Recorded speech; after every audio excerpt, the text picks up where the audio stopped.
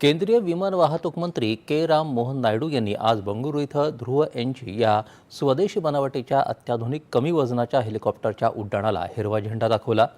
6 ते 14 आसन क्षमता असणारे हे helicopter Hindustan aeronautics India limited शोमध्ये दाखवण्यात आलं होतं। पर्यटन, महत्त्वाच्या व्यक्तींची ने-आण, दुर्गम भागात तसंच आपत्कालीन स्थितीत पुरासारख्या संकटात लोकांची सुटका करण्यासाठी हे हेलिकॉप्टर उपयोगी ठरणार आहे। देशातील संरक्षण आणि नागरी विमान वाहतूक क्षेत्रांसाठी हा अत्यंत महत्त्वाचा टप्पा आहे असं राम मोहन नायडू यांनी यावेळी सांगितलं।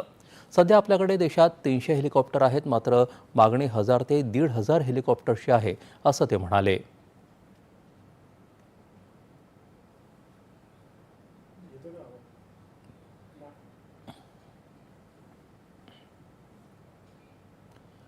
पश्चिम बंगालमध्ये पुढल्या वर्षी